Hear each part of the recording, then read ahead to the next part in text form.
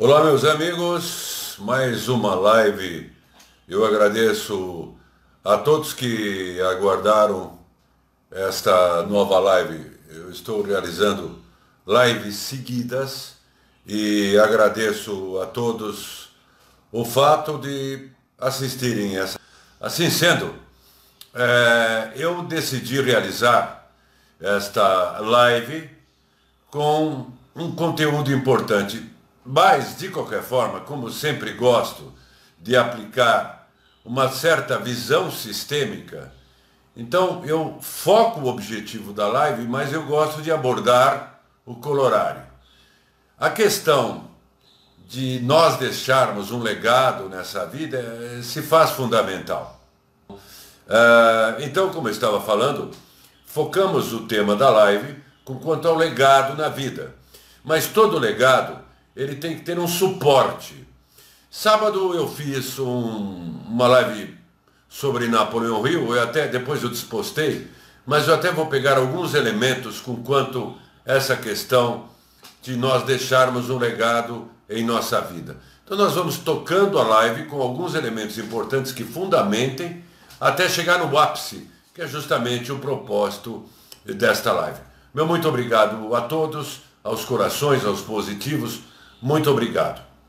Pois bem, nesta vida, antes de mais nada, eu só quero relembrar, pode ser um pouco até exaustivo para vocês, sobre as 3 competências fundamentais pelas quais nós temos que nortear o nosso caminho de desenvolvimento aqui. Já falamos várias vezes, eu vou repetir agora na introdução. Essa live será muito, muito importante. Muito importante. Então, essas 3 competências. Muito obrigado pelos positivos, pelos corações, muito obrigado mesmo. Qualquer dia podemos reunir todos nós, né? Todos nós, pessoalmente, todos nós. Mas essas 3 competências fundamentais são importantíssimas. Nós temos a competência comportamental. A competência comportamental inclui o quê? Inclui, vamos dizer assim, a boa vontade, a iniciativa, a disciplina, a determinação, a flexibilidade, a consciência interpessoal e também a humildade. E a humildade, como nós falamos, não representa necessariamente a pessoa ficar em subserviência. Humildade em competência comportamental significa, de fato, a pessoa estar aberta a aprender. Aberta a aprender. Então isso é um sintoma, é um sinônimo de inteligência. Então, quando nós falamos com pessoas mais experientes em nossas vidas, quando eu e demais pessoas buscam conselhos de pessoas mais experientes, é importante que absorva os conselhos dessas pessoas mais experientes, porque elas já passaram por situações de desafios e elas vão passar ferramentas, até orientações, pelas quais nós poderemos evitar os mesmos desafios pelos quais elas passaram. Então isso faz parte de competência comportamental, faz parte de competência, humildade, iniciativa, determinação, força de vontade, disciplina. Eu sei que é muito difícil na vida de hoje manter uma constância, mas isso faz parte do que nós conhecemos como competência comportamental. Aí nós temos as competências técnicas. Então, de acordo com o propósito que a pessoa quer atingir, quer seja sob o ponto de vista profissional, ou quer seja sob o ponto de vista de desenvolvimento pessoal, transpessoal, a pessoa vai ter que ter competências técnicas, ou seja, aprender. Ora, a competência técnica, aprender especificamente sobre aquilo que ela quer desenvolver.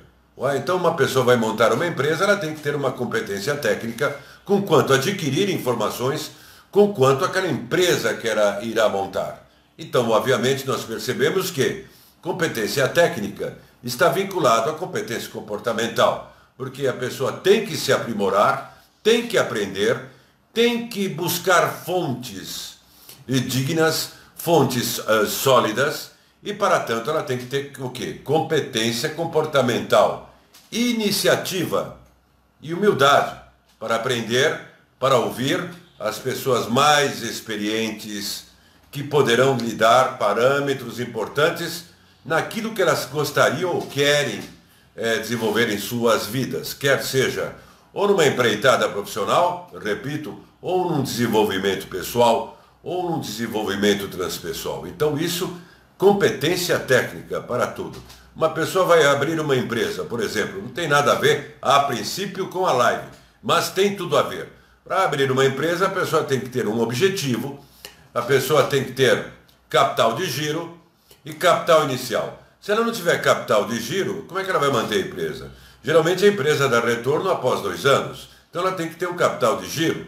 Então, da mesma forma, para tanto, ela tem que ter competência comportamental, competência técnica, prescrutar o mercado e por aí vai, outros tantos detalhes. Se essas duas, competência técnica e competência comportamental, não há desenvolvimento transpessoal. Em termos genéricos, o que nós observamos na área espiritualista é uma enxurrada de informações, mas sem estimular competência comportamental e competência técnica. As fontes são difusas, as fontes são obscuras, as fontes são esquisitas. Então, assim sendo, as pessoas ficam um pouco perdidas de como elas poderão se desenvolver nessa área, genericamente falando, no que tange à espiritualidade, que eu prefiro colocar como desenvolvimento transpessoal. É sempre transpessoal. Ora, para haver um desenvolvimento transpessoal, a pessoa tem que partir para um desenvolvimento pessoal. E nós temos a terceira competência, a competência essencial, que é nós criarmos em cima, abrirmos novos caminhos, em cima daquilo que já está estabelecido com fundamento. Só para relembrar, Napoleão Hill fez uma pesquisa isso tem a ver com o legado, de 19 anos, a pedido de um grande empresário metalúrgico, da indústria metalúrgica dos Estados Unidos. Ele fez uma pesquisa durante 19 anos para ver os pontos em comuns, notem bem, isso é conosco, comigo, com vocês, os pontos em comuns que aquelas pessoas bem-sucedidas aplicaram. E dali saiu um livro, As Leis do Triunfo. Napoleão Hill teve um ápice extraordinário. E depois ele passou pela sua, vamos dizer assim, noite escura da alma. Ele foi acusado de um crime que ele não cometeu, ele teve que fugir, e ele foi morar, de favor, um termo um pouco não muito conveniente aí, na casa da sua irmã com seu cunhado. Então ele morava num quartinho, ele que dava, vamos dizer assim, conselhos a presidentes dos Estados Unidos, era recebido por senadores, ele se viu ladeira abaixo. Obviamente ele desenvolveu uma depressão reativa, no caso. Rapidamente colocando essa questão do Napoleão Hill, ele não conseguia, ele só lembrava dos grandes momentos da sua vida e mais nada, ele não via futuro algum. Certo dia ele saiu da casa onde ele estava hospedado e foi dar uma volta em uma colina, no alto de uma colina onde havia uma escola, e ele constantemente respirando e pedindo para Deus o que acontecia com ele. E ele relata que de repente ele foi envolvido por uma força incomum, que ele tomou uma decisão, voltou para a casa do cunhado da irmã, pediu um determinado valor emprestado e partiu. E obviamente o crime já havia sido prescrito, ou seja, ele não era mais acusado de nada, porque ele foi injustamente acusado. Foram anos infernais na vida dele. E aí ele foi para uma cidade dos Estados Unidos, onde havia um editor. Isso eu falei numa live que eu despostei, mas é importante aqui porque é legado. É legado, é importante. E aí ele pediu para trocar os dólares, então ele tinha maços de dólares no bolso, ele utilizou-se de uma estratégia, e quando ele ficou hospedado em um hotel, cada vez que ele pedia para o funcionário do hotel comprar charutos, provavelmente, não sei se puros ou impuros, enfim, aí ele tirava um maço de dinheiro que chamava atenção, mostrava que para o funcionário e para o hotel, para os funcionários do hotel, que ele era uma pessoa bem-sucedida, e comprava. Enfim, adquiriu um terno, e aí aquilo se espalhou na cidade, ele foi recebido pelo editor, e através desse esforço importante, o editor decidiu editar as leis do triunfo. Então, isso daí foi uma manifestação prática do que nós chamamos de uma intervenção do eu superior. Tanto que o Napoleão Hill atribui esta intervenção ao que ele nomina como inteligência superior. A inteligência superior nele deu força, deu insight e ele renasceu. Haja vista que Napoleão Hill tinha o costume de fazer uma reunião mental e imaginação em que ele colocava numa mesa redonda as pessoas mais assim expoentes da história, em imaginação, como pegando, vamos dizer assim, conselhos. Ele relata isso. Só que aquilo ficou tão vívido que um dia ele se assustou e parou. Obviamente ele mexia com os campos mórficos relacionados a esses seres extraordinários. Mas ele absorvia conselhos, e aí vai uma lei oculta que eu não irei desenvolver nesta live. Então, Napoleão Hill passou pela jornada do herói, um dos temas anteriores que fizemos em outras lives, e renasceu e deixou um legado. Obviamente, aqui cada um vai buscar o seu legado, cada um vai procurar o seu legado. Mas antes de ainda deixar mais agudo essa questão do legado, das pessoas que sofrem de sabores na vida, sofrem de depressão, eu vou pedir licença a vocês para ler um pequeno trecho de um ícone na área transpessoal. É Alice Bailey. Alice Bailey deu continuidade ao trabalho de Madame Blavatsky. Ela fez um trabalho extraordinário, fez parte da Sociedade Teosófica, assim como John Fortune, Max Heindel e tantos outros, e ela criou a Escola Arcana, que existe até hoje, forte, enfim.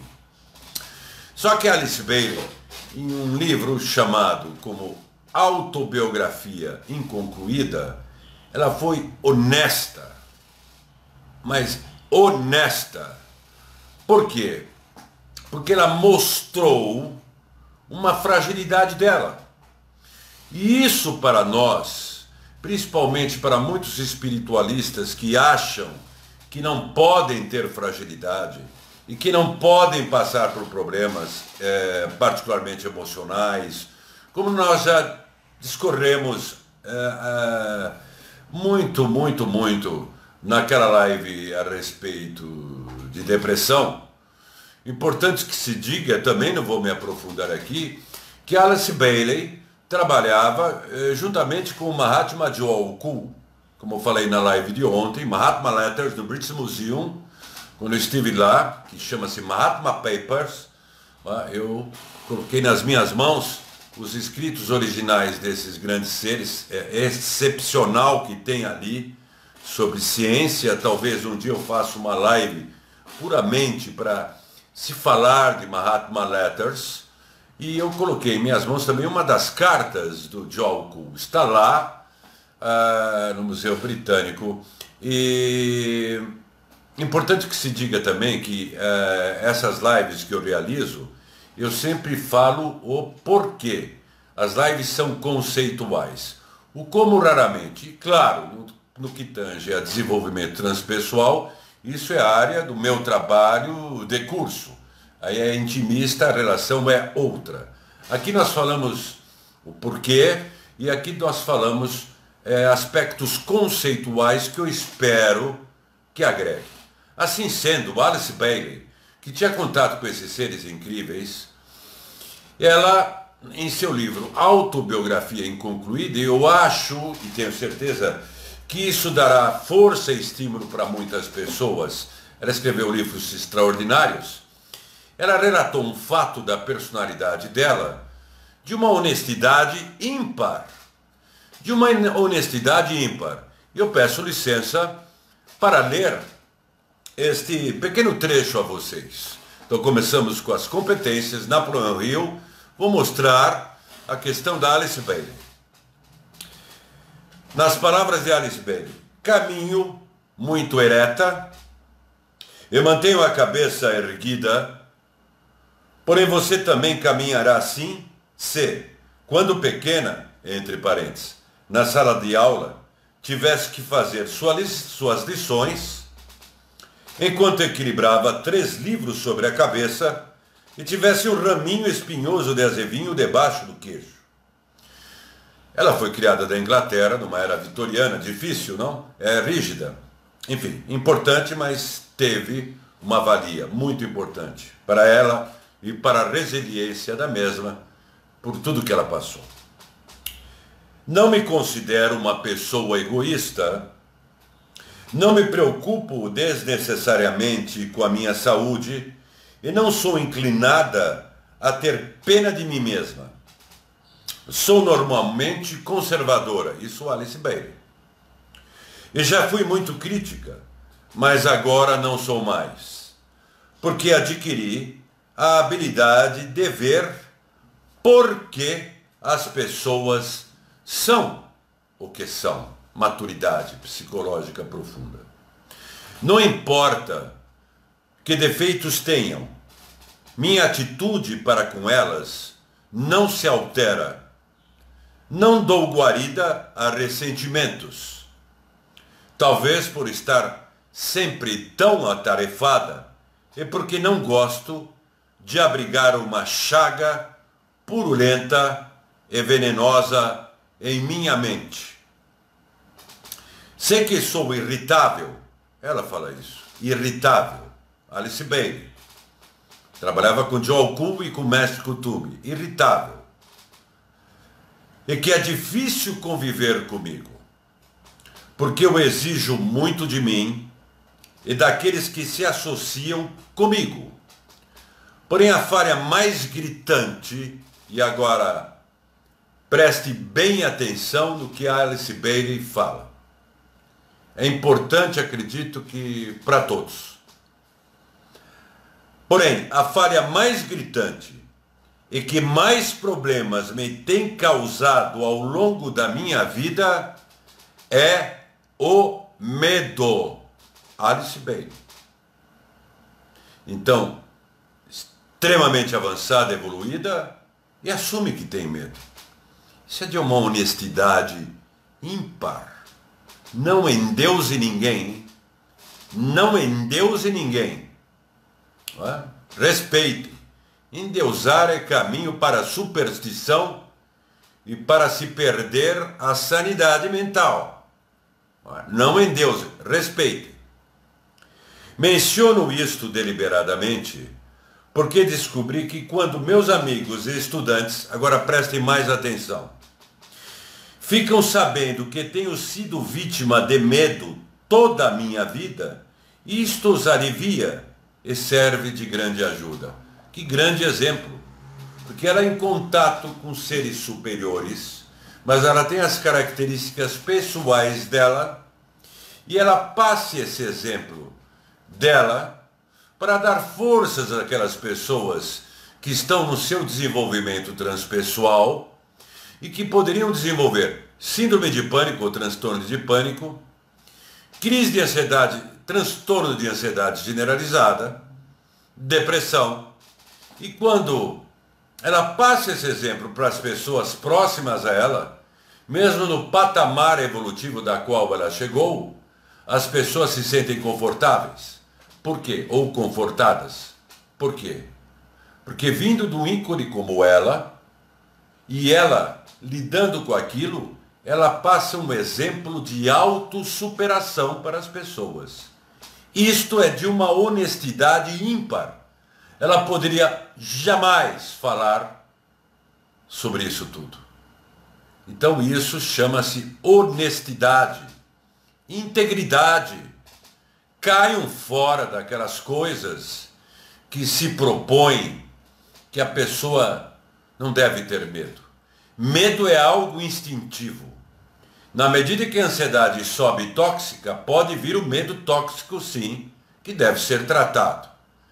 Temos que tocar à frente, mesmo, e não são palavras minhas, mesmo que audaciosamente com medo. O medo faz parte da natureza humana. Da mesma forma que a culpa, não a culpa tóxica. A culpa é um freio. É de se lamentar quando nós notamos pessoas em discursos os mais profundos falando que ninguém deve ter culpa. Ora, isso contraria qualquer estudo sério de psicologia. A culpa é um freio. A culpa remete ao arrependimento. A culpa faz com que a pessoa perceba que errou, reconsidere e tenha humildade de se solidarizar, de se desculpar com o outro. Ora, o que é isso? Isso é competência comportamental. Então não há como tirar a culpa.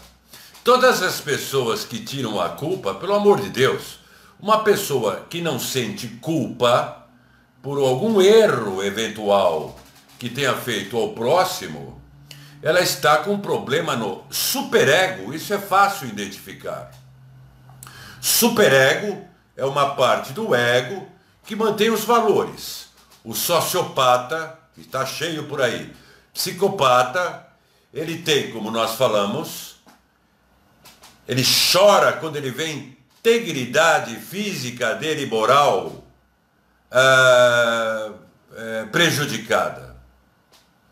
Mas ele não tem sentimento interpessoal.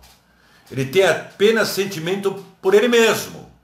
Então, às vezes, ele pode falar aquela coisa toda, mas, na verdade, ele quer se preservar. Eu não digo que também nós não tenhamos erros e momentos de erro e de vergonha. Temos vergonha de pedirmos até desculpa. Isso faz parte do ser humano. Não há um absolutismo. Ir para o absolutismo é caminhar para a neurose. Então o ser humano ele é complexo, ele tem que ser visto, a pessoa tem que trabalhar em si mesma com muita consciência e discernimento e baseado em parâmetros seguros, competência comportamental, competência técnica. Então isso é fundamental. Então se nós tirarmos a culpa, não existe, porque ela vai ficar lá no subconsciente. A pessoa vai neurotizar. Vai entrar num desvario que tudo pode e ninguém tem culpa de nada. Não é bem por aí. A pessoa tem que ter a consciência que errou. Isso é importante. Isso não significa fragilidade. Isso significa coragem. Significa caráter. A mesma coisa, culpa não a tóxica. A tóxica é oriunda da depressão. Não é culpa tóxica. Estou falando da culpa. Não dá para nós medirmos um rótulo e colocarmos em cada pessoa. Você vai ter um tanto de culpa. Normal e a outra não normal. Isso não existe. Cada pessoa, como falamos, é uma pessoa. Agora, querer tirar isso, entrar em discursos absurdos, falando que a culpa não existe, que isso é coisa do ego, isso me irrita profundamente, né? Porque o ego é a estrutura da psique. É a faculdade crítica do indivíduo. Então o ego é uma terceira pessoa? Não. É a nossa condição psíquica. Ego, id, superego, alter ego. Tem que se trabalhar nessas características que as pessoas colocam. Eu fico um pouco perplexo, mas isso é a forma como as pessoas falam, né? Tem que se trabalhar no ego. Não, tem que se trabalhar em você mesmo. Porque você mesmo é o ego. Trabalhar nesses pontos, burilando a personalidade. Você tirar isso é problemático. Então eu fico, assim, deveras perplexo e muitas vezes inconformado, irritado, quando se fala para anular o ego.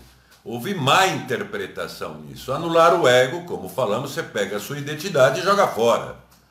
Ego é a faculdade crítica.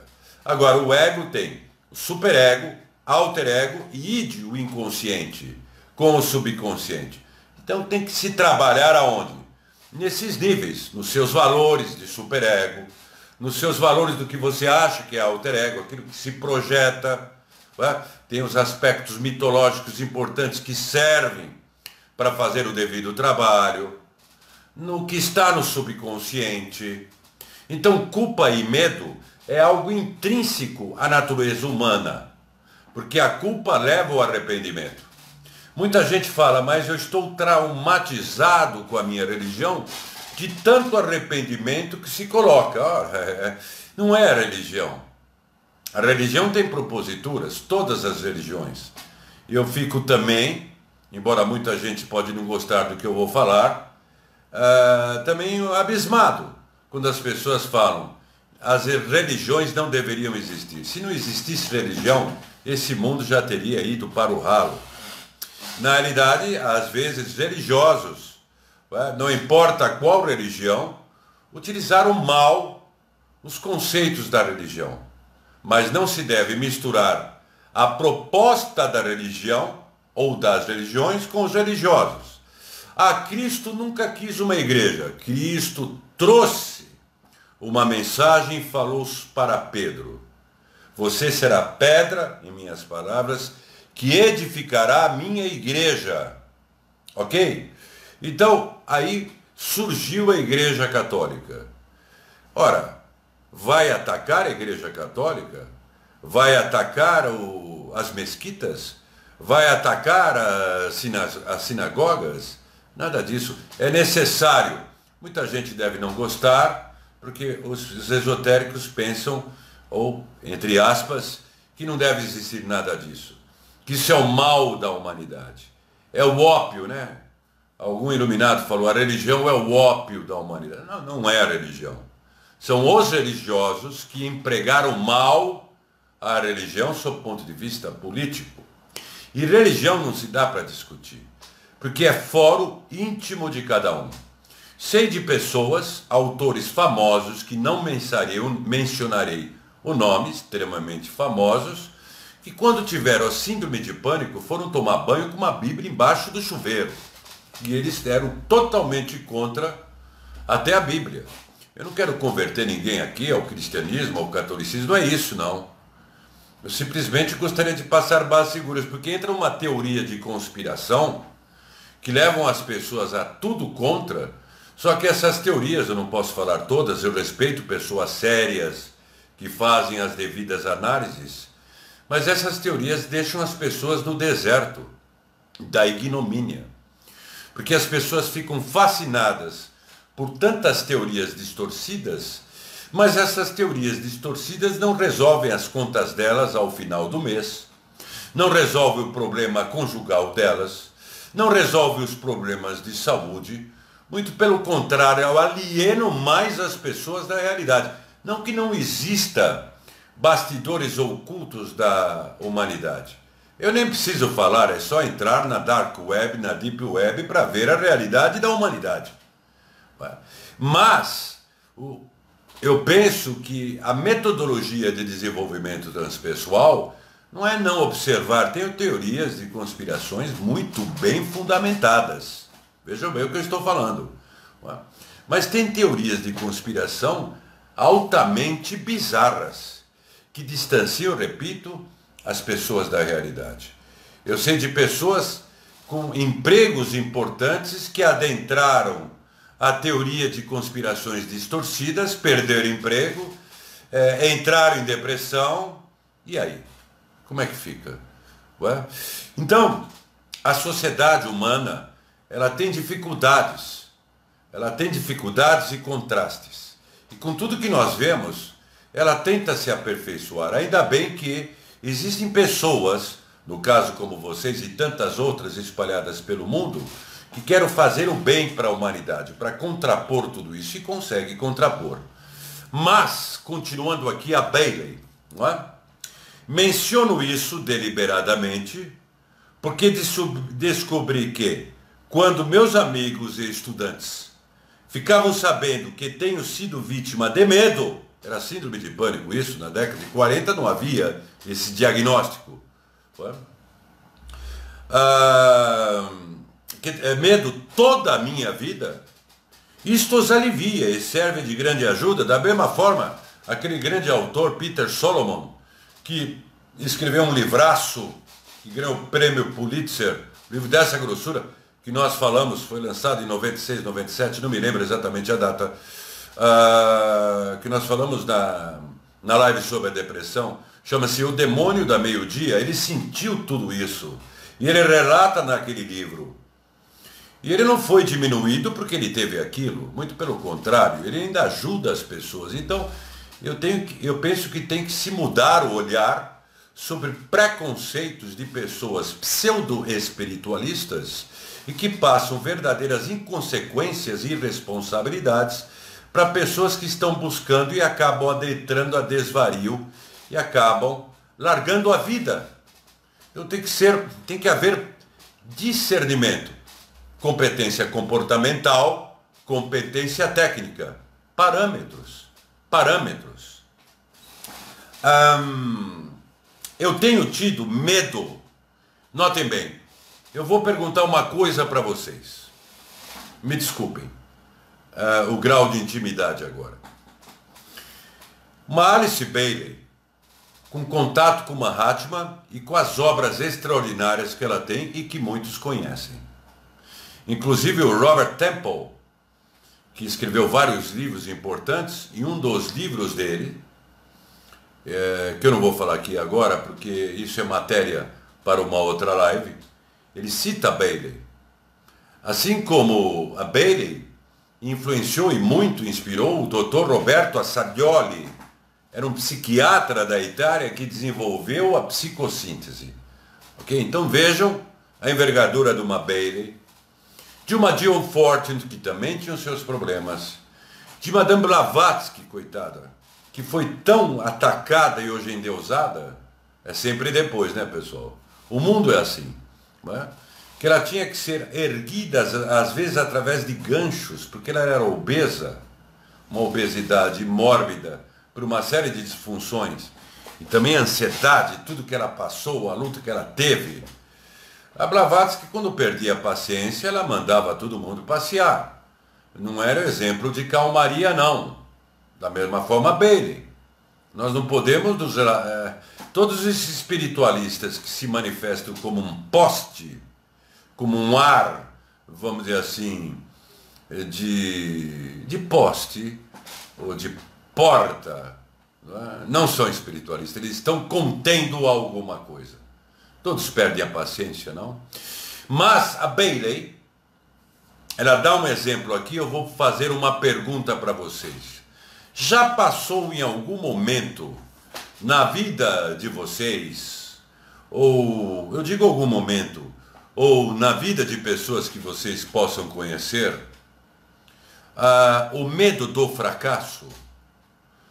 Se vocês conhecerem alguém que tem ou que tiveram medo do fracasso, dê um sinal de positivo, por favor. Desculpe a intimidade aqui. Não precisa ser vocês, não é? Mas vocês conhecem pessoas que já tiveram medo do fracasso? Me responda aqui em sinais de positivos, não é? Medo do fracasso, ou de poder ter um fracasso, ou poder ser um fracassado na vida, não é? Isso leva à autorrealização de Abraham Maslow, está fazendo o que gosta e sendo recompensado por isso. Pois bem, vocês acham que um ser extremamente evoluído, como Blavatsky, Bailey e tantos outros, não tiveram medo do fracasso? A maioria, não digo vocês, acha que não. Vejam Allan Kardec e vejam outros tantos exemplos. A maioria acha que não. Pois bem, então para dar força a vocês, a mim e a todos, vamos mostrar a realidade, e é positiva. Eu tenho tido, Alice Bailey, medo do fracasso, Alice Bailey. Ela falou no presente. Eu tenho tido medo do fracasso, medo de ter falhas. Algum de vocês tem medo de ter falhas ou conhece alguém que tenha medo de ter falhas? Medo de ter falhas. Agora, medo do que as pessoas pensam de mim. Algum de vocês tem medo do que as pessoas pensam de vocês ou vocês conhecem Pessoas que têm medo do que outras pensam delas.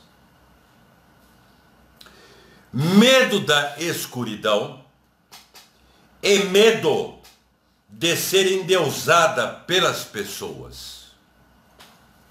Isso é Bailey. Mas como ela falava com o mestre de Okul? Mas como ela vai ter medo da escuridão se ela saía do corpo? Se ela visitava ashrams?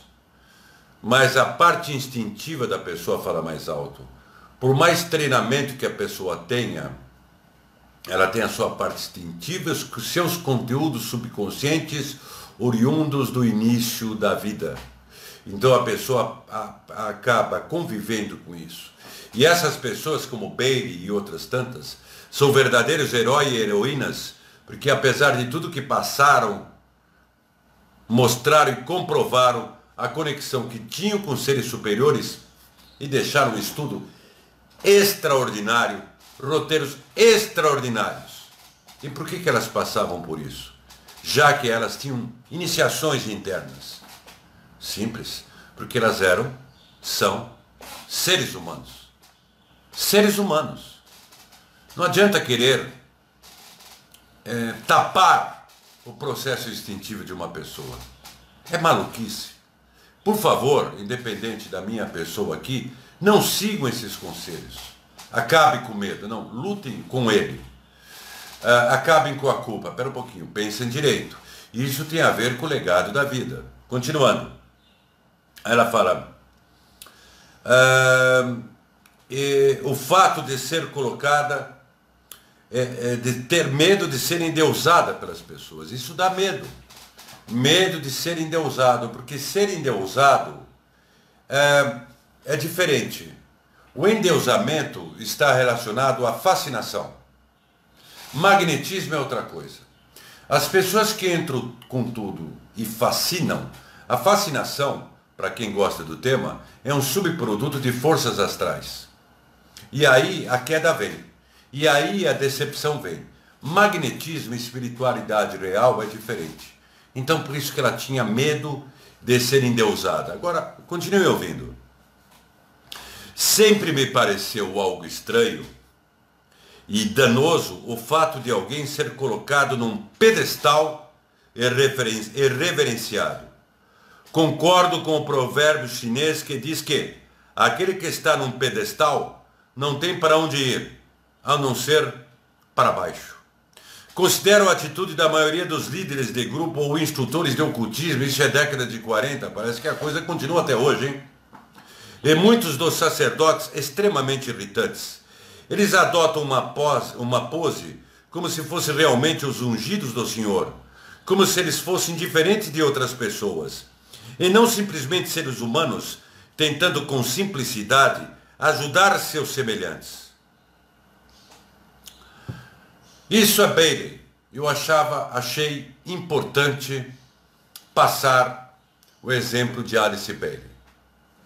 Legado de vida não importa o grau, o status quo de cada um de nós.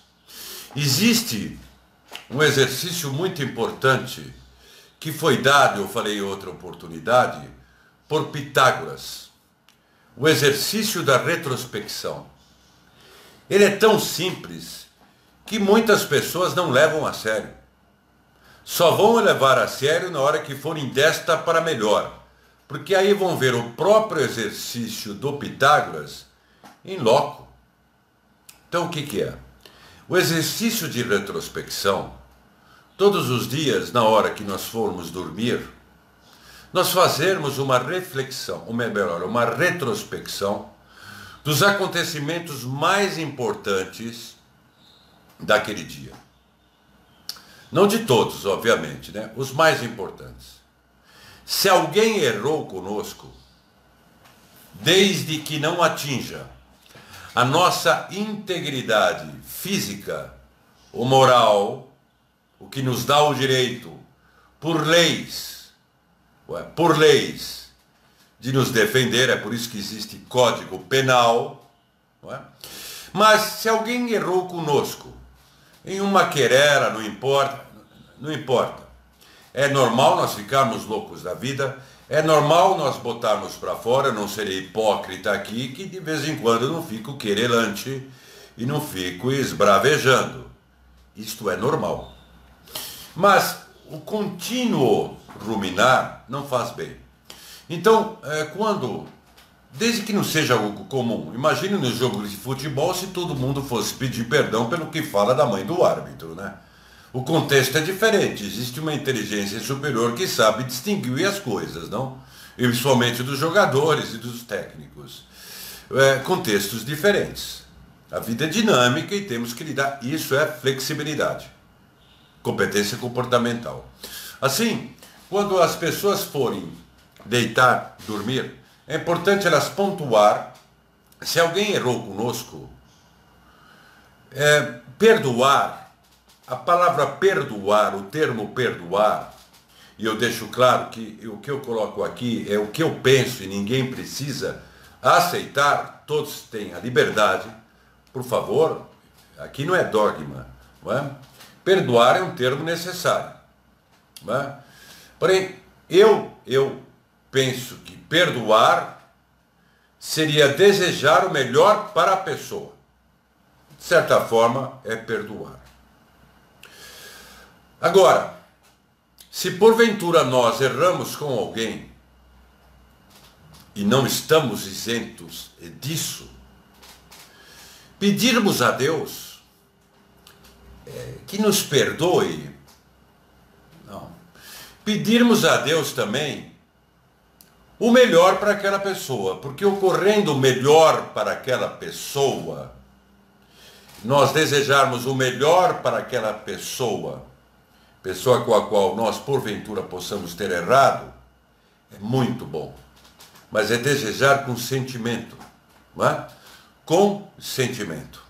O arrependimento que eu saí quando eu falei de religião, quando Cristo falou, afirmou, quando você foi pedir algo, vier para o altar, vai lá e reconcilia-te, é justamente isso. É consciência. É liberdade de consciência. O que é liberdade de consciência? É abrir-se para o fluxo divino. É abrir-se para o sagrado. Isso é liberdade de consciência. Então, se pudermos fazer isso todas as noites, nós fazemos um exercício de retrospecção. E isso é tão importante que isso afeta os nossos processos subconscientes. Porque quando dormimos, o nosso sistema neurovegetativo ele tem um trabalho danado para corrigir uma série de coisas dentro de nós. Eu não estou caindo para a área transpessoal agora. Isso é importante. Para quem acredita, eu tenho que colocar dessa forma, quando há o processo da descorporificação, ou até as pessoas que passam em estados assim, como eu podia falar, estados de EQMs, elas vão ver tal como uma holografia, porque existe uma tecnologia importante da vida delas de trás para frente. Nós falamos em outra live outro dia com quanto a átomo causal, esse tipo de coisa. Eu não vou entrar nessa explicação, para não perder o foco mais metafórico da proposta da live. Então a pessoa do outro lado, ela vai passar vergonha, não? Porque ela vai ver tudo que ocorreu na vida dela.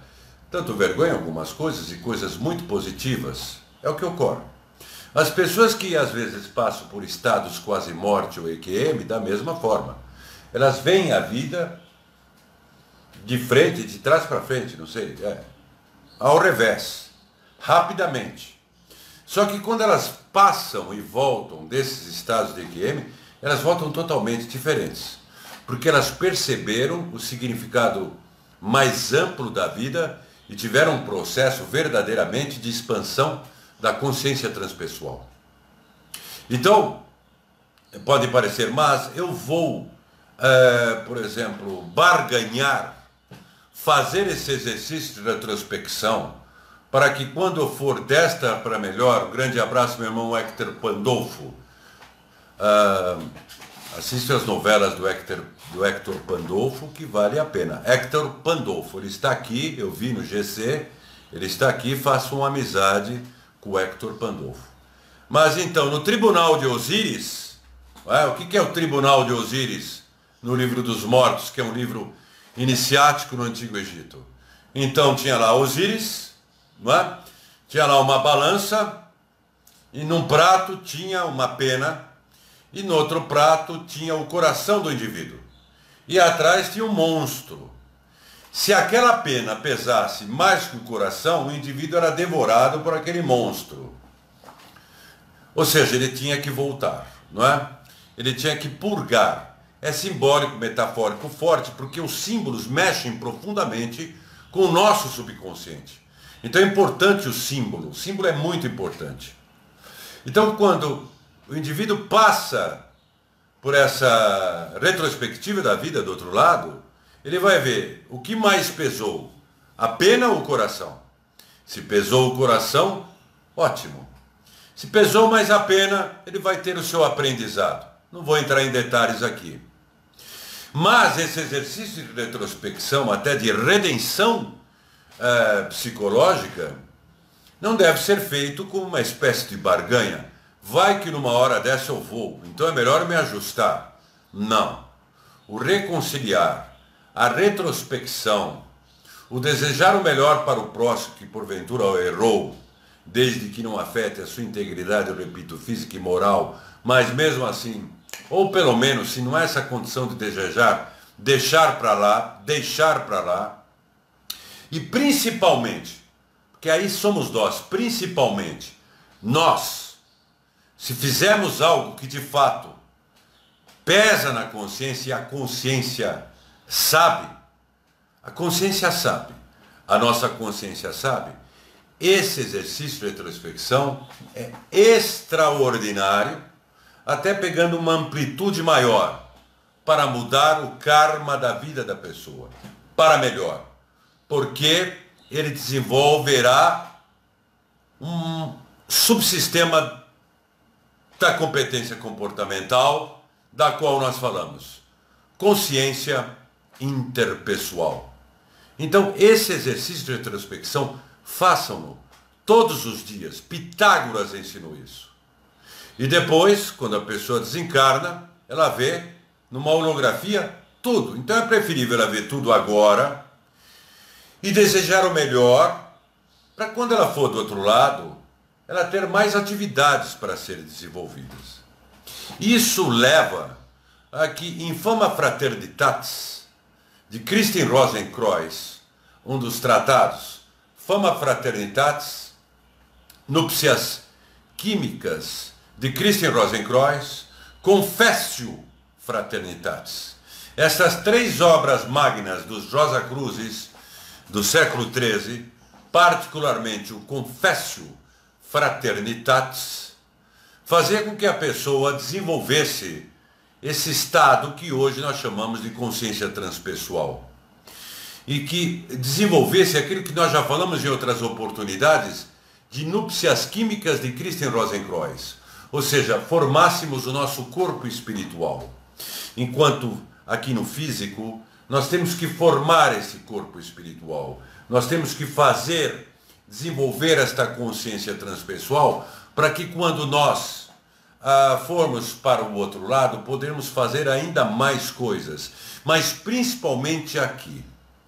Quanto a isso, seguindo esta linha, eu podia ler só mais um trecho de um outro autor que eu acho extraordinário, Max Heindel, que tem a ver com os maçons e tem a ver também conosco.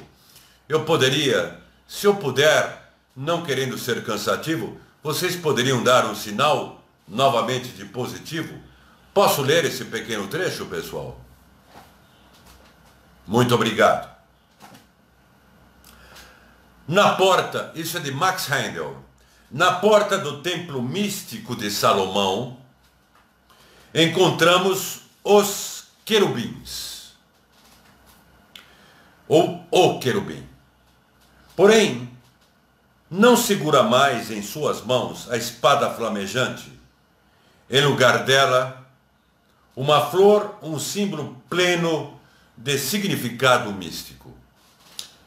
Quando a pessoa, o que ele quer dizer aqui é quando a pessoa fez esse trabalho importante interno transpessoal.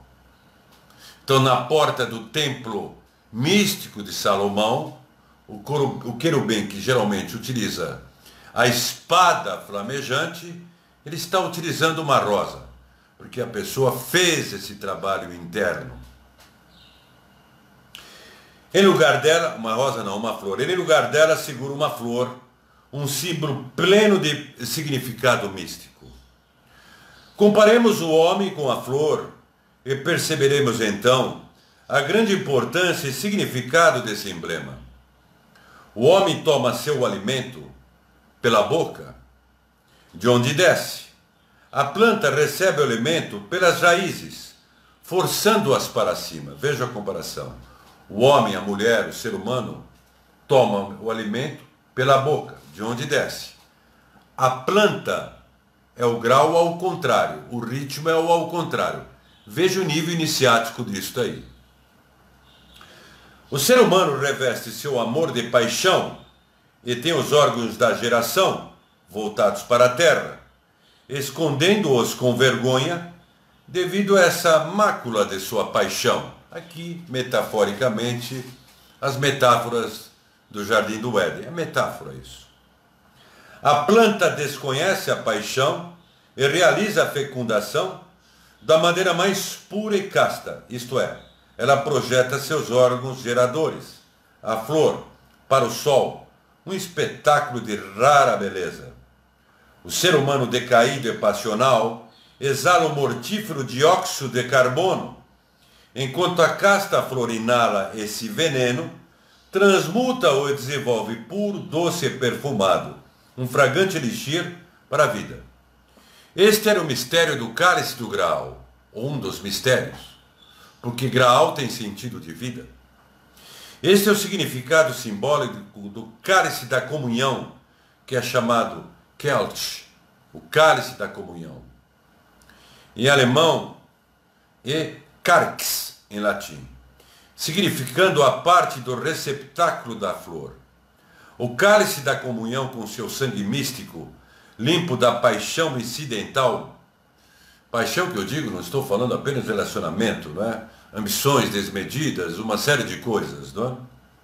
Traz vida eterna, ou seja, o corpo espiritual, desenvolve essa expansão de consciência a quem verdadeiramente dele bebe. Torna-se assim o veículo de regeneração do nascimento místico em esfera mais elevada. Um país estrangeiro, no qual ele, aquele que obteve o seu aprendizado na construção do seu templo interior, do seu templo, e dominou as artes e ofícios dos construtores do templo, deste mundo, possa estar apto a aprender coisas mais elevadas. O simbolismo do querubim, como uma flor aberta à porta do templo de Salomão, transmite ao aspirante a mensagem de que a pureza não significa ingenuidade, hein? Pureza, competência comportamental, técnica essencial, sagacidade, discernimento. Não confundam pureza com subserviência. Não confundam pureza com ingenuidade. É a chave com a qual ele pode esperar abrir a porta para Deus, ou como Cristo expressou, bem-aventurado os puros de coração, porque eles verão a Deus. Uma pausa aqui. Salomão, o ser humano, o homem é o que ele pensa em seu coração. Bem-aventurado os puros em seu coração. Isso nos remete aos avanços do Instituto HeartMath, da minha amiga Noeli, que está lá no Vale do Silício, que mora a 200 metros deste grande instituto, quando se fala sobre o eletromagnetismo do coração. Então vamos fazendo os links dessas obras extraordinárias, escritas no século XIX, escritas no início do século XX, com os avanços da ciência, e vão fazendo as pontes, como elas contêm verdades e que a ciência se aproxima. Timidamente ainda, parece que não, mas timidamente. Está desfocando aqui, porque o celular ele tem um controle de foco e às vezes desfoca a imagem. A carne deve ser consumida, simbólico, hein? No altar do alto sacrifício, a alma deve ser lavada no lavabo da consagração para uma vida superior antes de poder aproximar-se da porta do templo. A carne, que se diz aqui, são os instintos, são os condicionamentos, as questões do... instintos não, a parte de Pavlov, o que está registrado no nosso subconsciente, o erótico interno, a homeostase que nos deixa avançar, tem que mudar tudo aquilo lá, adequando, reinterpretando o texto. Aí, antes de poder aproximar-se da porta do templo, estou falando para meus irmãos e para todos que buscam a porta do templo, cada um de nós busca a porta do templo, quando pobre, simbólico, nu e cego, pobre, nu e cego, pelas lágrimas da contrição tatear na obscuridade, em busca da porta do templo, encontrará o vestíbulo do serviço, a câmara oriental do tabernáculo, iluminada pelas chamas do candelabro de 7 braços, símbolos da plena luminosidade da lua cheia, lua que se modifica em ciclos de 7 dias. Neste vestíbulo do serviço, ensina-se ao aspirante a tecer o dourado manto nupcial, é isso que nós estamos falando, ao qual São Paulo, chamou de Psychion, ou corpo-alma, Coríntios capítulo 1, versículos 15 e 44, repetindo, para ver como as escrituras são iniciáticas. Não podem ser interpretadas ao pé da letra, até que dá, mas são iniciáticas, eu vou repetir. Paulo, Coríntios, capítulo 1, versículos 15 e 44, do aroma dos pães da proposição. Quando falamos de corpo-alma, agora preste bem atenção, porque isso tem a ver com o exercício de retrospecção. Queremos dizer exatamente isso. Esse veículo não deve ser confundido com a alma que interpenetra o corpo. O auxiliar invisível, agora vamos lá, o auxiliar invisível, que o utiliza nos voos da alma, reconhece-o tão real e tangível quanto o corpo denso de carne e sangue. Porém, dentro desse dourado manto nupcial, há algo intangível, conhecido pelo espírito de introspecção. É inenarrável e indescritível. Escapa aos maiores esforços dos que querem sondá-lo. Contudo, está lá, tão certamente quanto o veículo que ele ocupa. E ainda vai além dele. Não identificamos como vida, amor, beleza, sabedoria ou qualquer outro conceito conhecido do ser humano, mas consideramo-lo como a soma de todas as faculdades humanas, atributos e conceitos do bem, numa intensidade imensurável. Se tudo que possuímos nos fosse tirado, se tudo que possuímos nos fosse tirado, essa realidade primordial ainda permaneceria e seríamos ricos com a sua posse, pois, através dela, sentimos a força poderosa do nosso Pai Celestial. E eu já vou dizer o que é isso. Aquele impulso interno que todos os aspirantes tão bem conhecem.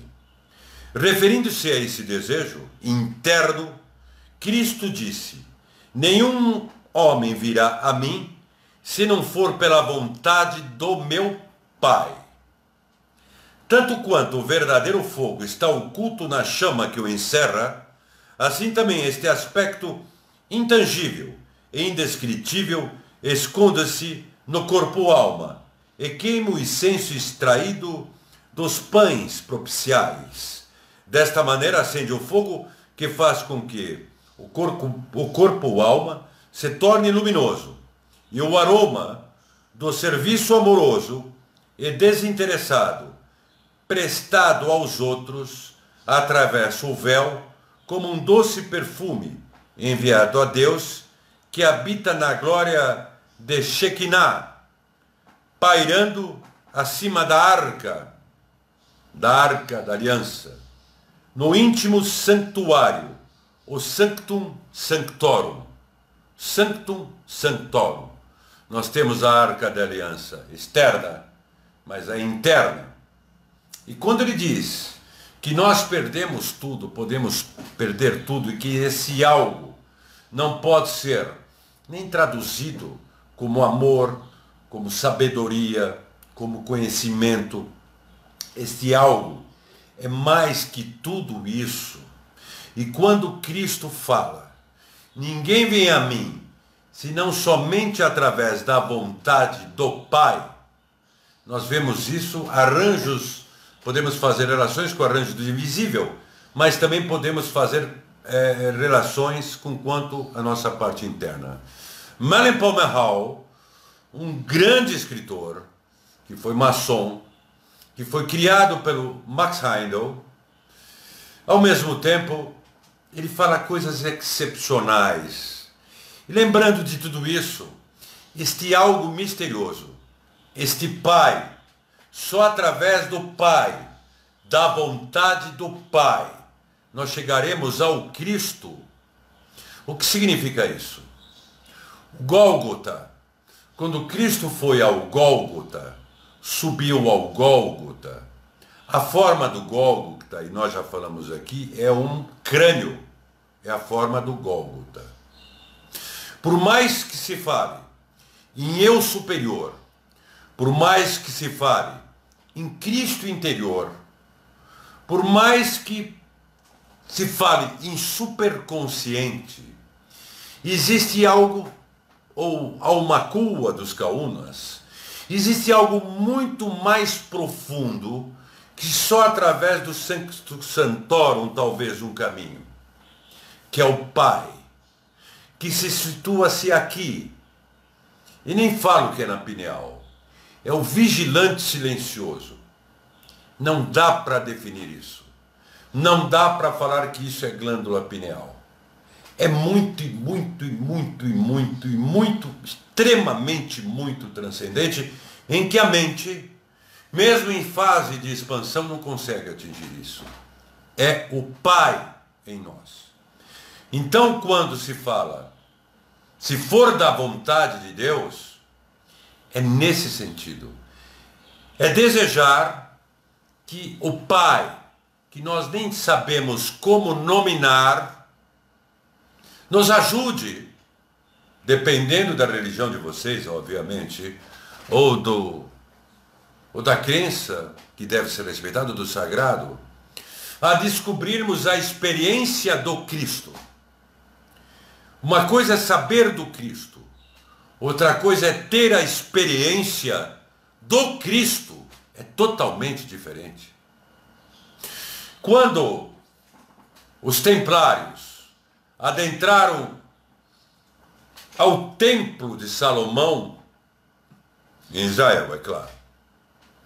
Olha, em Israel, ok? Muito que bem. Eles acharam dentro do templo de Salomão, lá no fundo, o nome de Deus, em hebraico, que todos sabem. O eletromagnetismo do coração fala, enfim, Cabala fala. São as letras Yod, Ré, Vol e Ré. É o tetragramaton. Quando veio o Cristo, vocês já sabem, se colocou no meio a letra Shin, que significa verdade. Então de Yod, Ré, Vol, Ré, nós vimos surgir o Yoshua, na combinação. Yoshua. Yoshua é o Redentor, é o reparador, não só do mundo, de nós. Por isso o exercício de retrospecção. Porém, isto só através da vontade do Pai, dessas 4 letras hebraicas. Yod, Ré, Vo, Ré. Aí um monte de gente escreveu o que significa Jeová, esse tipo de coisa. Não importa. A pronúncia real se perdeu. A pronúncia real se perdeu, entre aspas. Não é? Só através desta vontade, desse Pai oculto em nós, que o que foi lido aqui é algo de uma profunda sabedoria com quanto ao aspecto iniciático da Bíblia, e que poucos falam isso, ou retransmitem isso, eu estou retransmitindo. Se nós pedirmos ao Pai para encontrarmos o Cristo, termos a experiência crística, mas pedirmos conscientes e com fervor, de fato nós o teremos. A experiência crística. Por isso que depende da vontade do Pai e depende das duas competências comportamentais, nossa, iniciativa, querer, e técnicas, que nós acabamos de decifrar uma parte oculta, vamos dizer assim, iniciática dos evangelhos. Por isso que o exercício de retrospecção nos aproxima do quê? Eleva a nossa consciência do Pai. E isso nos ajuda no desenvolvimento pessoal e transpessoal. Assim sendo, nós nunca saberemos quando a nossa hora irá chegar. Nós vemos que a cada dia, pela mídia, cada um parte. E parte. Particularmente nesses tempos importantes, que nós temos a frequência Schumann maluca, alterada em picos importantes. Nós temos um geomagnetismo terrestre em disfunção. Nós temos o Nine, que para mim é real, descoberto pela Caltech, que não é qualquer coisa Caltech, não? Em 2016, é um planeta gigante que adentrou ao sistema solar. E como ontem nós falamos o que é um sistema, então quando nós falamos o que é um sistema solar, só para lembrar, é uma estrela e ficam orbitando os planetas. Então esse sistema é algo que é formado por partes, por um sistema estelar, por uma estrela, e cada parte é um planeta. O conjunto disso tudo dá o que? Nós damos o nome de sistema solar. Quando adentra um gigante desse, o Nine, as pessoas vão falar, mas se solta sondas no espaço, eu não estou fugindo do tema, hein? Como não conseguiram ver isso? É que para nós, ou para as pessoas que estão habituadas, parece que o sistema solar, obviamente, comparado à galáxia, é uma coisa que não é nada. O sistema solar é muito e grande. Muito grande. Não é coisa simples, não. As dimensões são absurdas. E muita coisa não foi vista. Por isso que Mahatma Moria, em Mahatma Letters, século XIX, afirmou para Sinnett: acople no seu telescópio um taxímetro de Edison, do século XIX, para poder ver mais alguma coisa. E coloque, ele falou, isto é profecia. O homem no futuro ouvirá as estrelas, o radiotelescópio. Isso está lá em Mahatma Letters, eu peguei na minha mão. Isto é ciência que de fato ocorreu. E ele diz, como eu já falei, que atrás de Júpiter, quando nós falamos atrás de Júpiter, não é que está atrás de Júpiter, né? Da mesma forma, quando nós olhamos as Três Marias, parece que elas estão próximas, né? Uma das outras. Não estão próximas. A nossa visão é que dá a entender que elas estão próximas. Mas são dimensões incomensuráveis. Quando se fala tem algo atrás do Sol, não é algo que está atrás do Sol. É uma dimensão, é incomensurável. É muito distante. Então quando ele falava, existe um raja-sol atrás de Júpiter, eu tenho a matéria, está em Mahatma Letters, qualquer dia eu abordo esse assunto em detalhes, e que influencia e que é o responsável pelas tempestades solares, pelas tempestades de Júpiter, ele está falando de ciência. E desgarra-se um planeta.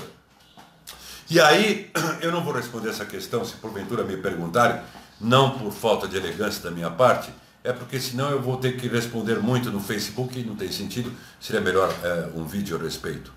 Então, adentra o Nine. Então, quando entra uma parte em um sistema, você pode desequilibrar o sistema, porque vocês sabem que os planetas são equilibrados através da força gravitacional de cada um, então está equilibrado. Entra uma massa, ela desequilibra e acaba, por reverberação, afetando até o Sol.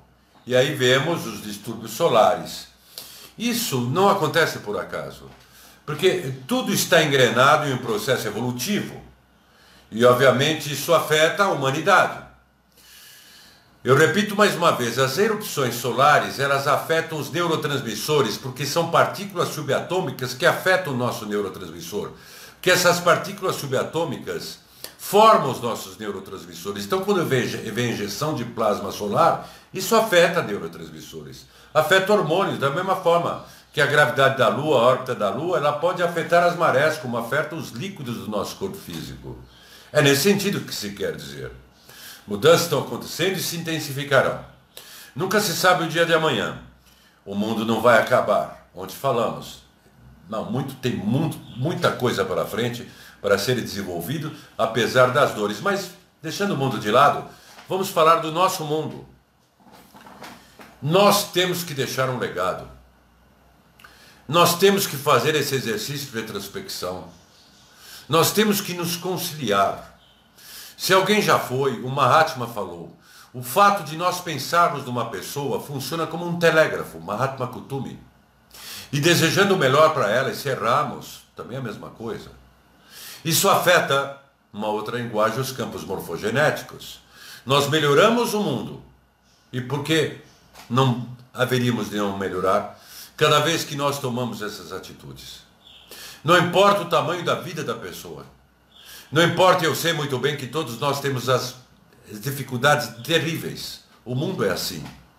Ou dificuldades emocionais fortíssimas, ou grandes frustrações, ou grandes dores de perdas, ou grandes problemas de autorrealização, Abraham Maslow, sentido profissional, a entrada dos valores que não dá para as pessoas pagarem as contas ao final do mês. Eu não estou derrubando a qualidade da live. Tudo isso faz parte do escopo da evolução humana. Não é nada fácil. Porém, deixemos um legado. Um legado. Mesmo que, infelizmente, muitas pessoas possam não mudar totalmente as situações as mais desafiadoras da vida delas, que elas possam imprimir qualidade, descer dentro delas. De alguma forma elas deixarão um legado. Mesmo que seja uma carteirinha, mesmo que seja um santinho, não importa o legado, não importa a questão material, importa o exemplo, a influência que a pessoa faz e traz no mundo. E detalhe, cada um de nós tem essa condição, cada um de nós tem essa condição. A impermanência, tão bem colocada por o Sr. Buda, é algo presente. Nós de repente apagamos e acordamos do outro lado. Os que estão treinados, que nós já falamos, já vão com o corpo espiritual. E os que não estão, não importa, serão amparados.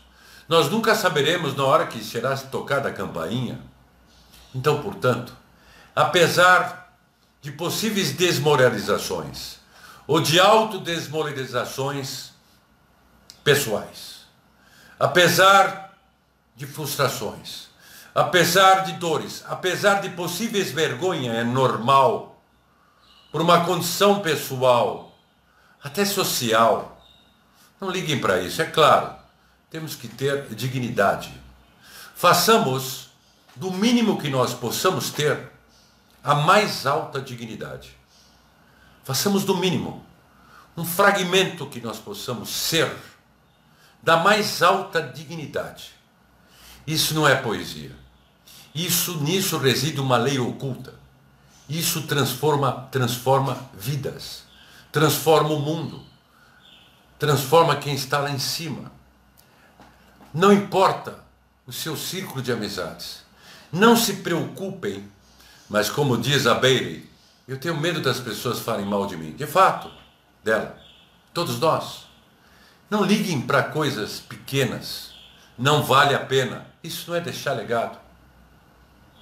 Se ninguém está com depressão, que é difícil, não? Ou distimia, estresse, tudo bem?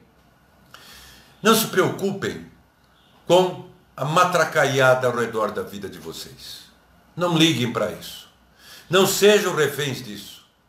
Não sejam reféns de terceiros. Respeitem as pessoas mais velhas e mais experientes que realmente querem o bem de vocês. Pode ser uma, não importa, é o que vale. Uma que vale por milhões. Isso é qualidade. Não liguem, não liguem, não liguem, banquem-se. Bancar-se significa assumam a dignidade que vocês têm. Essa dignidade espiritual, esse algo que nas escrituras iniciáticas nem se sabe nominar.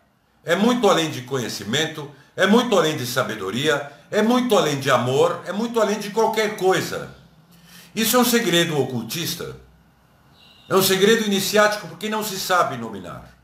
Mas é o Pai em nós. E Ele que nos leva a Cristo, se for o caso. A vontade do Pai. Então, não querendo ser piegas em minha explanação, busquem isso, com todo o fervor, a vontade do Pai. Isso é uma lei oculta. Que esta vontade do Pai levará vocês terem a experiência do Cristo, ou do Buda, não importa. E isso muda vidas. Isso transforma vidas. Isso ocasiona uma verdadeira redenção e transformação. Aí Virya, Miriam, Virya. É a mesma coisa. O Bodhisattva Maitreya, o instrutor espiritual dos anjos e dos homens. Maitreya, o Cristo, como nós falamos, quando entra em contato com alguém, esse alguém, você sabe bem, Miriam, você sabe bem do que eu estou falando aqui. Este alguém vai sentir o único no mundo. O único no mundo. Maitreya, o Cristo. Tal a importância que o Cristo dá por uma unidade. Imagina a consciência dele não local. O que é isso?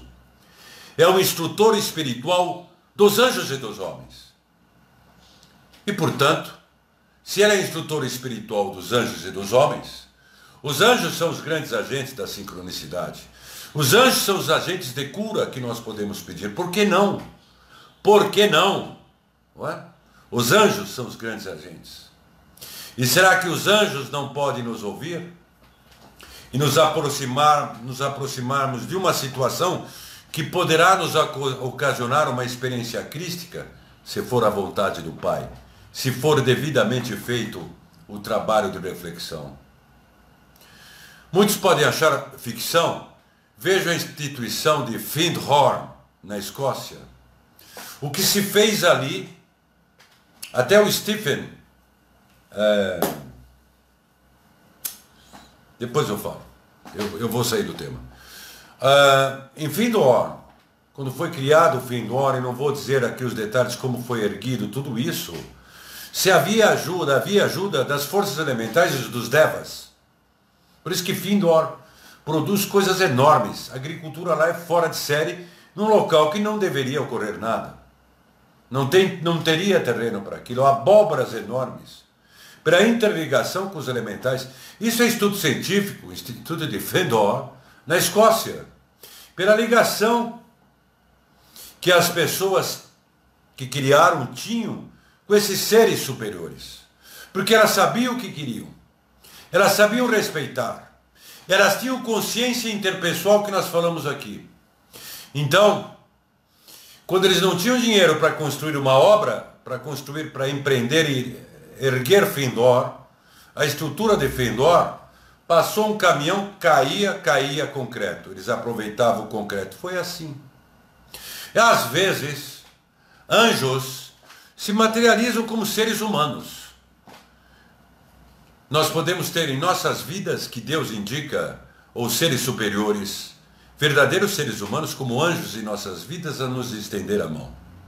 Mas caindo por um lado mais profundo, anjos podem se materializar sim como seres humanos, entrar em contato conosco, falar conosco, nos orientar e de repente sumirem. Existem casos, possibilidades infinitas tem esse planeta, possibilidades infinitas tem esse mundo. Com tudo isso sagrado, deixe o legado para a vida de vocês. Eu não sei se eu vou estar aqui amanhã. De repente toca a campainha e eu vou. Ou daqui uma semana, ou daqui um mês. Isso ocorre conosco.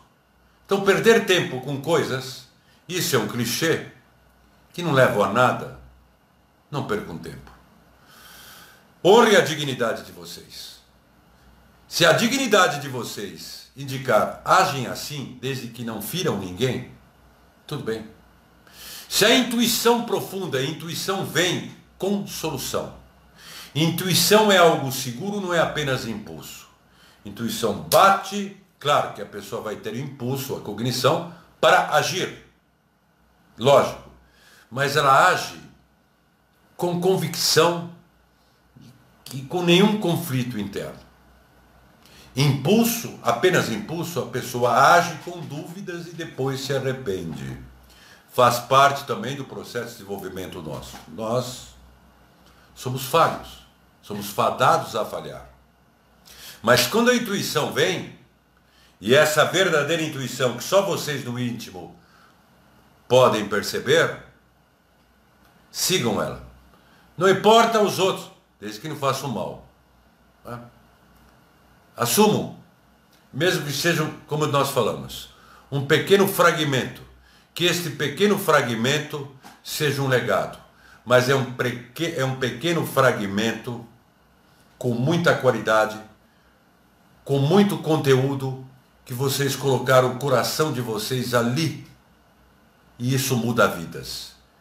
Vocês mudam vidas, vocês poderão mudar vidas. Mudam vidas. Obrigado a todos.